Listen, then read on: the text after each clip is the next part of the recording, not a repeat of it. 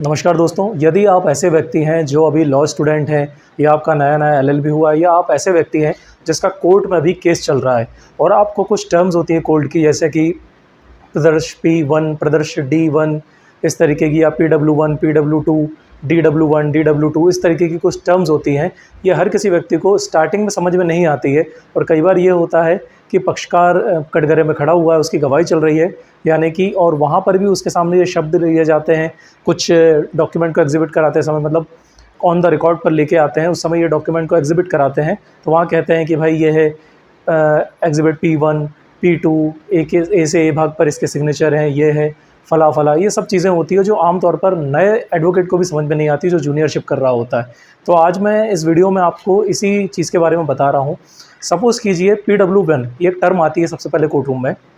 PW1 होता है prosecution की तरफ से आने वाला विटनेस नंबर 1, वैसे ही PW2 होगा विटनेस नंबर 2।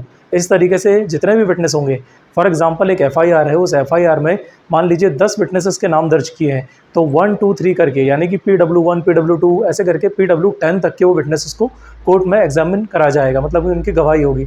अब वो गवाही भी 3 फेज़ में होगी। पहला होता है एग्जामिनेशन इन चीफ, फिर होता है क्रॉस एग्जामिनेशन, उसके बाद होता है री एग्जामिनेशन। चीफ एग्जामिनेशन में जिसने गवाह को बुलाया है, फॉर एग्जांपल जिसने केस किया है उसकी तरफ से वो गवाह आया है, तो वो चीफ एग्जामिनेशन होगा। फिर सामने वाली पार्टी जो डिफेंस होगा वो उसको जब उसकी गवाही लेगा तो वो क्रॉस कहलाएगा, और उसके बाद जिसने बुलाया है वो वापस से उसे एग्जामिन करेगा तो वो री एग्जामिनेशन होगा।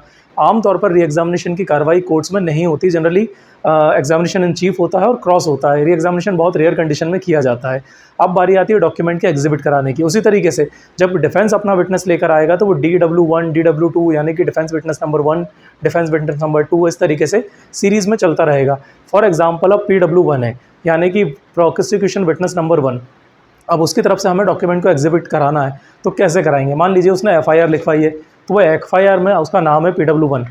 अब उस FIR को उसने किस आधार पर दर्ज कराया है? क्या उसने रिटर्न में कोई एप्लीकेशन दिया? फॉर एग्जांपल ये एक एप्लीकेशन है, मान लीजिए ये उसने पुलिस स्टेशन में जमा करी है, जिसके आधार पर जो है FIR दर्ज हुई है। तो ये क्या होगी? ये होगा एग्जिबिट P1, यानी कि ये आवेदन था, इस आवेदन के आधार पर FIR दर्ज की गई है।